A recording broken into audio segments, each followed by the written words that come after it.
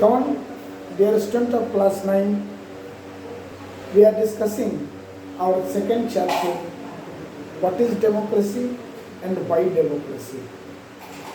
In this context, we discussed definitions of democracy, features of democracy, some arguments against democracy, and some arguments for democracy.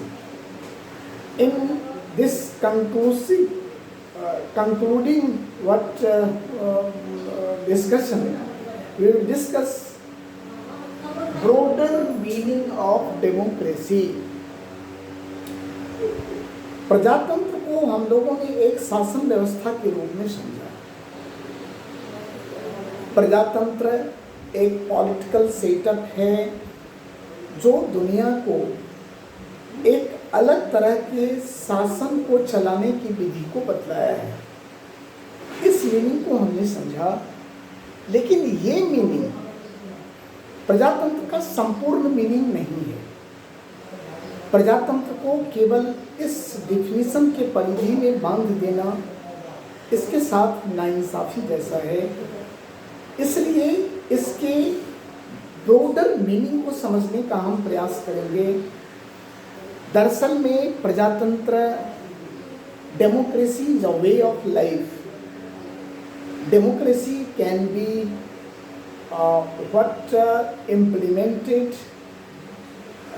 implement in every sphere of our life, in our family, in our schools, in our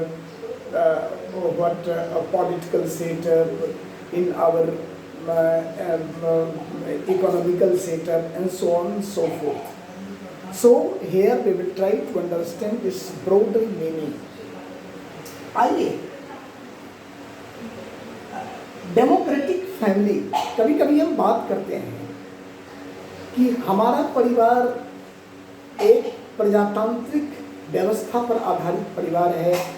हम कोई भी फैसलाएं लेते हैं तो परिवार के सारे सदस्य बैठ करके उसमें सबों की बातों को सुना जाता है। सब पे विचार करके जो अच्छी चीज़ें होती हैं उसको हम लोग डिसीजन के रूप में लेते हैं। तो ये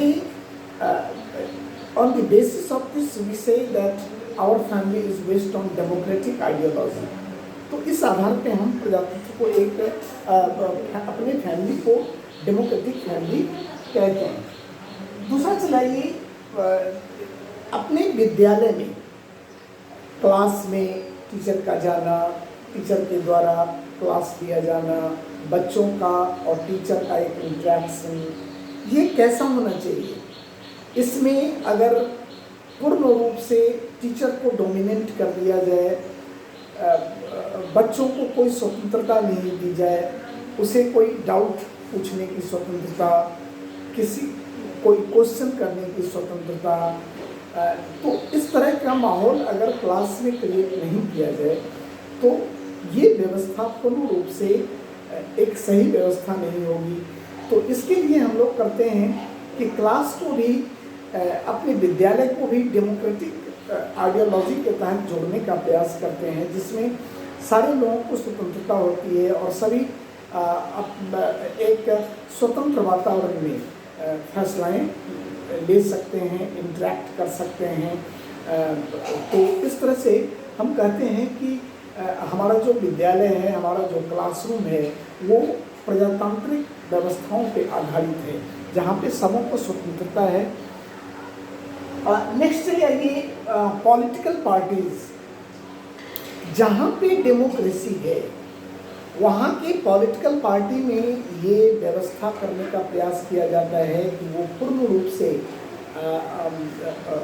रूप से प्रजातांत्रिक व्यवस्था पे आधारित हो। जो पॉलिटिकल पार्टीज है उसमें सारे व्यक्तियों की वैल्यू हो, सारे व्यक्ति के डिसीजंस, आइडिया को सुना जाए, उसके आइडियाज़ को डिसीजंस में शामिल किया जाए। तो टाइम टू टाइम जो पॉलिटिकल पोस्ट्स हैं, पार्टी के अंदर जो डिफरेंट पोस्ट्स हैं, उसके इलेक्शन करवाए जाएं और पूर्ण रूप से स्वतंत्र वातावरण में उसका पार्टी ऑफिसर्स का इलेक्शन हो, तो इस तरह की व्यवस्थाएं मैक्सिमम करने की प्रयास की जाती है। और यहीं जब किसी पार्टिकुलर फैमिली का, पार्टिकुलर व्यक्ति का उस पर वर्चस्व हो जाता है, तो उसको हम कतई डेमोक्रेटिक नहीं कह सकते हैं। तो प्रजातंत्र एक ऐसी व्यवस्था है जिसको केवल शासन व्यवस्था से जोड़ के देखना ये पूर्ण रूप से सही इसका डेफिनेशन नहीं होगा, इसका सही इलेबोरेशन नहीं होगा।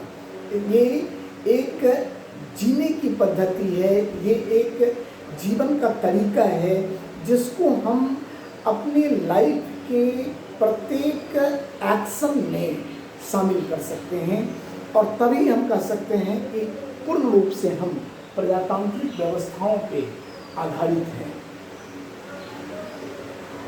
लेकिन यहाँ पे कुछ और बातों पे हम विचार करते हैं कि is the every Nations of country which have adopted democratic system is they have a real democracy.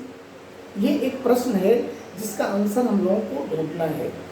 प्रजातंत्र में एक ऐसी व्यवस्था होनी चाहिए जहाँ पे प्रत्येक व्यक्ति को इक्वल राइट मिला होना चाहिए, कोई भी व्यक्ति भूखे नहीं सोए, इसकी व्यवस्था होनी चाहिए। प्रत्येक व्यक्ति को अपने जीवन को पूर्ण रूप से जीने का अधिकार मिला होना चाहिए। प्रत्येक व्यक्ति के जीवन में जस्टिस सुलभ होनी चाहिए। क्या इस तरह की व्यवस्थाएं प्रत्येक प्रजातांत्रिक देश अपना पाया है? क्या दुनिया का हर प्रजातांत्रिक देश ऐसा है जहाँ पर बेरोजगारी नहीं है, भूखमरी नहीं है, गरीबी नहीं है? अगर है तो हम निश्चित रूप से इसलिए बात कह सकते हैं कि पूर्ण रूप से प्रजातंत्र की बहाली वहाँ नहीं हो पाया है। ये जो कुछ लिमिटेशंस हैं, इसको हम लोगों को समाप्त करना होगा, तभी हम सच्चे अर्थों में प्रजातंत्र को सही रूप में ले पाएंगे और हम सीना ठोक के कह पाएंगे कि हमारे यहाँ प्रजातांत्रिक सेटअप, डेमोक्रेटिक सेटअप है। तो ये सारे लिमिटेशंस हैं कि average citizens have enough to eat, कोई भी व्यक्ति भूखा नहीं सोए। Average citizen play equal role in decisions making. जो हम डिसीजन लेते हैं उसमें प्रत्येक नागरिक को इक्वल राइट्स मिले होने चाहिए, प्रत्येक नागरिक का उसमें योगदान होना चाहिए। क्या ये सही अर्थों में हम कर पाते हैं? प्रश्न उत्तर है नहीं, ऐसा सही अर्थों में कतई नहीं हो पाता है। तो जब तक हम इन सारे प्रश्नों का उत्तर पॉजिटिवली नहीं दे पाते हैं, पॉजिटिव आंसर देने में सक्षम नहीं होते हैं, तब तक we can't say that our political setup is a democratic setup. कहीं ना कहीं उसमें कमी है, जिस कमी को हमें हटाना है, और इस कमियों को जिस दिन हम समाप्त करने में सक्षम हो पाएंगे, उस दिन हम पूर्ण रूप से कह पाएंगे कि हम डेमोक्रेटिक सेटअप अपनाए हैं और उसको अक्षरशः हम उसका पालन कर रहे हैं।